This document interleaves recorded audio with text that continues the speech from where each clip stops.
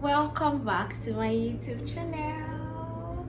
If you're new here, thank you for joining me today. Please don't make it your last and make sure to subscribe, like, share, comment, and just interact with me.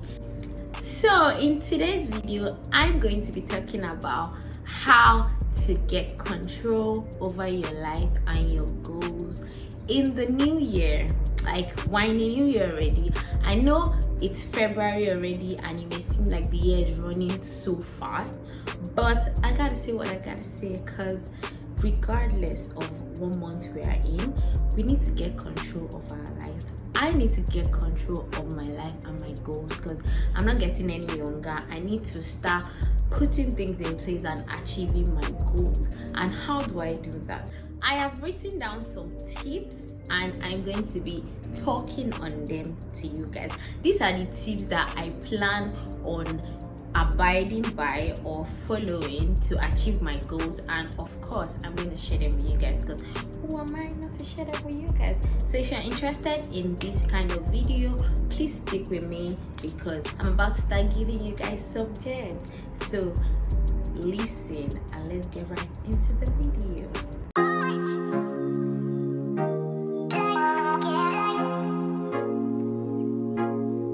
So my first point for today is figuring out what you want for yourself and knowing what is holding you back.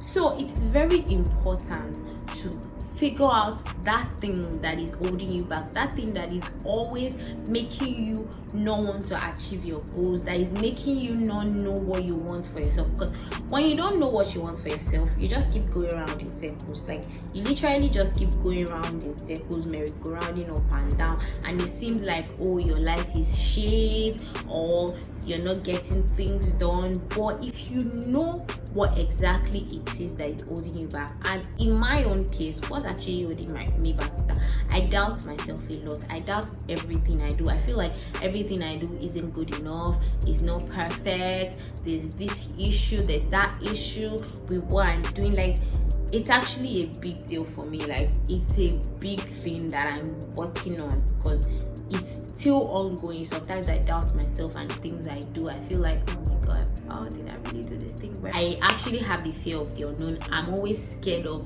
like the future. So in my head, I'm just like, oh my god. Like, I put a lot of pressure on myself. Literally, I put a lot of pressure on myself. Like, I want my future to be bright. How is my future going to be like? I want to be this, I want to be that, you know. Like, I don't know, it's not just me, it's a lot of us. But now that I figured out that I'm actually putting so much pressure on myself, I'm learning to like cut back at criticizing myself.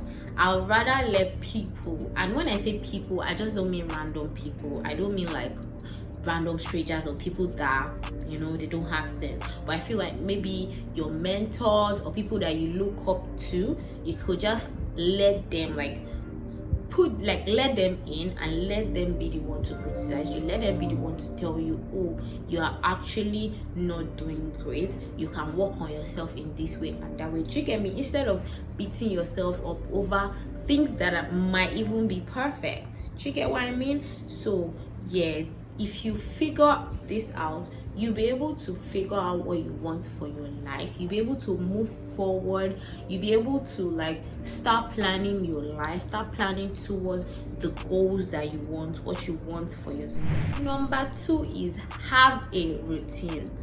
Have a routine that you can stick to. And when I say have a routine, I don't mean, oh, the morning routine or the nighttime routine, or you know, all those be the heat girl or be that girl routine. No, not all that. Don't stress yourself over all that. Well, if you're doing that, it's fine as well. But when I say have a routine, I mean just have a day-to-day, like plan everything you're doing. I know that we can't plan our lives and all, but you have control over what you do daily towards achieving your goals. And if you can have a routine and you follow it, like, that's a step closer to achieving your dreams. That's a step closer to getting control of your life. So if you have a routine, it could be as simple as waking up in the morning, praying, taking your bath, eating, and then getting straight to the task of the day. And one thing that I do a lot, like no matter how little my task is, I write it down. And I'm kind of person that I resonate more with my pen and paper than with my keyboards. So I'll rather plan my day in a journal than plan it on my notes app or on my system. Do you understand what I mean?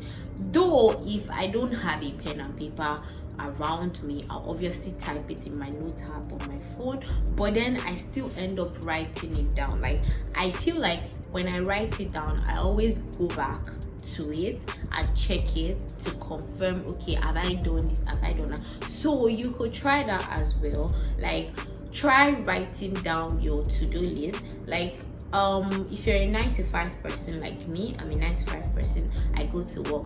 My routine literally is wake up in the morning. I wake up like 6:30 if I'm leaving late. Like, when I say leaving late, I mean I'm leaving home around like 8. But if I'm leaving earlier, I wake up like 5, have my bath, get dressed.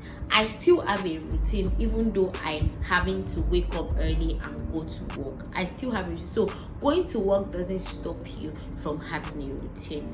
When I get to work, when I leave home by 6:30, I get to work as early as 8, max 9 if there's so much traffic on the road. And when I get to work by 9, while I'm in the traffic, while I'm in the car, sometimes I list down my to-do list for the day if I haven't written it down a day before.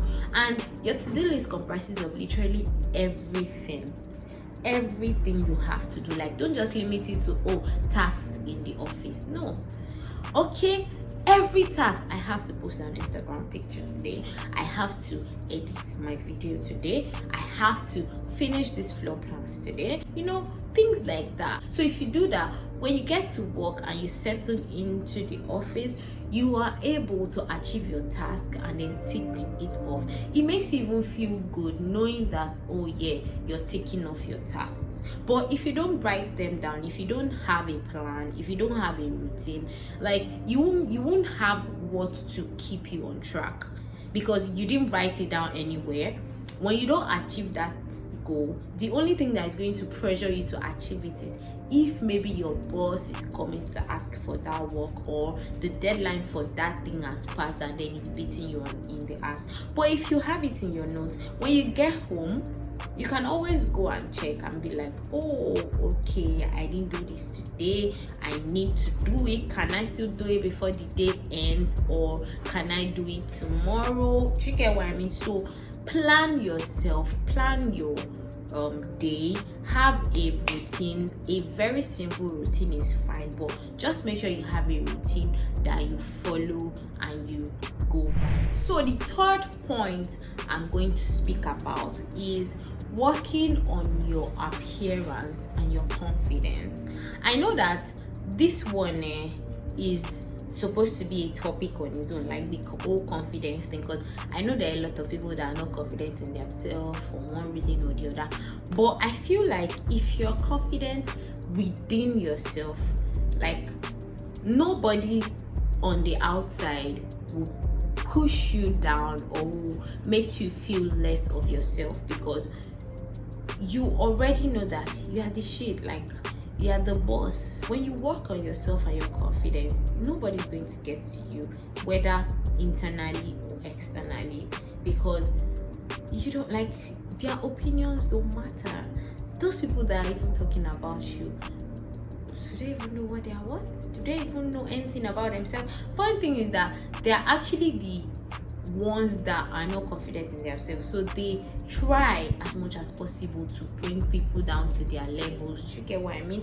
So try as much as possible to appear confident. You are the one in charge. You are the driver, driving your life, driving your destiny. So anything you do, you're doing it for yourself. This next point I'm going to talk about is very important, and it actually affects me a lot. And this point is, do not dwell on the negative too much. Like, yes, everybody has ups and downs. Everybody has the low times. Everybody has that time where you try to chase something, you try to achieve something, you try to get something, and it's not going well for you. Don't beat yourself up over that. Don't kill yourself over that. Like, don't go into depression because of that, because I've seen a lot of people, like, I am actually a victim. I know it's not depression because depression is like a big word, it's a big topic, but I literally get depressed and just lay in bed all day not wanting to do anything when something negative happens to me. And that's one thing I'm learning to get out of. I know it's very easy to just say it, but you actually need to, like, don't beat yourself up too much, because that time you're wasting beating yourself up thinking about the negative. My G, you're wasting time. Your mates are there getting the bag and you're there beating yourself up over what? I watched a podcast that featured Coco by Chloe, and I learned a lot from that podcast. I learned a lot from what she said. Like, she said she went for an audition and they didn't give her the part in that audition, the part that she went to audition for. And instead of her to go back home and start feeling sad, because she probably spent a lot of money, cab money, the clothes, she probably even paid a makeup artist to do her makeup, but she did her makeup herself. But it's the effort, the stress that took for her to go there. So of course you're supposed to feel sad. It's just like going to apply for a job and not getting it. And you know what my babe did? She went back the next day, changed her hairstyle, changed her look, and then went to audition for that same role again. I think she even changed her name, right? She mentioned a different name, and then she got the part this time. That's going for what you want. You get what I mean? Like, she didn't let the fact that she didn't get that role the first time make her feel sad or feel down. Of course she'll probably be sad, but then she didn't dwell on the sadness too much. She didn't allow that affect her mood. She didn't allow that affect her mental health. She stood up the next day and she was like, this is a challenge, this is a battle, we live to fight another day. And that is the spirit that I want to have. That is the spirit that I want you to have. Always have the spirit of, we live to fight another day. Like, surviving this world is not easy. So you can't just feel like because you didn't get it right the first time, you should just give up and kill yourself. No, you try again. So guys, my next point is stay away from social media. See, this one too is literally all the points in this system is for me. As I told you before, there are points I wrote down that I'm going to follow, and I'm just listing them for you guys as well. So this stay away from social media point then, it is very important. Like, anytime I feel oppressed, anytime I feel like my mental health is being affected, I'm already thinking, oh, what are you doing with your life? See your mate. I just turn it off. And something that I'm doing now to help me stay away from social media, because I feel like I'm glued to my phone. Something that I do now is I watch movies. Now I watch more investigative movies. I've been watching this series actually, Dark Desire, and aside from the nasty things that they do that I love to watch, I love the storyline, and like, it takes me away from social media. Instead of wasting my time spending it on Instagram, I'm actually not a Twitter girl. I'm learning to be now. I'm trying my best, because I don't know why I get bored on Twitter. People tell me, oh, they are on Twitter for hours and hours, and I'm like, guy, my attention span for Twitter is like 5 minutes. Once I've scrolled through the timeline and I'm seeing people's tweets, I'm done. So I'm trying to be more active on there, though I might not be tweeting, because I know that space is very devilish and no devil is going to come near me, nobody's going to troll me. But like, I'm trying. I just want to see if I can. But if I'm not gonna kill myself. Maybe I'll go to LinkedIn, but I'm not even going to LinkedIn to go and kill myself, because LinkedIn sometimes will even oppress you when you see people's achievements. But instead of doing all that, I just watch Netflix. I watch like tutorial videos or learn things on YouTube. If that's not going to help me, I'm going to sleep. I've been cultivating the habit of sleeping nowadays. Sleeping, yes, sleeping. And if sleeping is not helping as well, I start learning how to edit video, or I start shooting videos for you guys. You get what I mean? So these are the things that I'm doing now, because I'm just going to be dwelling, sitting down, worrying myself about, oh, this person is doing well on social media, that person is doing well on social media, what am I doing in my life? And it's not going to help me, because it's not going to make me get up and do anything. But me actually getting up to do stuff is the way forward. So guys, take social media breaks from time to time, as much as you want. You don't owe anybody anything. This next point, which is our last point, is very similar to the previous one. Literally, I'm just going to say, stop comparing yourself with other people. Stop comparing your success to other people's success. Funny thing is that it is what you see that you know. It is what they tell you that you know. You're feeling like, oh my god, this person is where I want to be. How did they do it?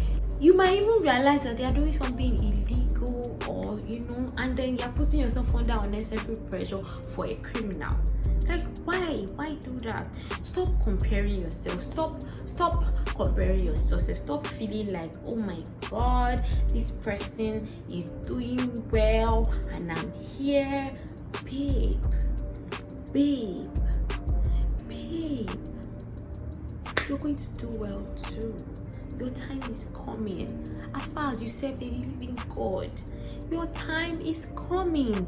God is not going to leave you to suffer. Of course, He's not going to leave you to suffer. As far as you're doing the right thing, as far as you're working towards your goals and your dreams, you're going to get it. So stop comparing yourself. Try as much as possible to focus on yourself, what you want for yourself. Stop wondering about other people and their successes. That doesn't even matter at the end of the day. You get what I mean?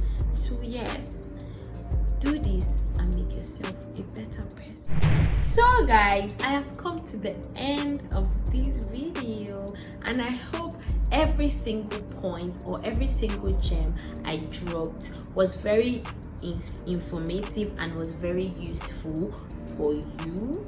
And please, let's cultivate the habit of focusing on ourselves and making our life better, instead of worrying and comparing ourselves and wasting time comparing ourselves with other people and beating ourselves up. Let's focus on ourselves, and I'm very sure if we do that, we're going to be better with our life. We're going to have more control of our life and our goals. So I hope this video was very helpful, and I hope you guys enjoyed watching this video, because I enjoyed making it for you guys. And I'm going to see you guys in my next video. Stay blessed.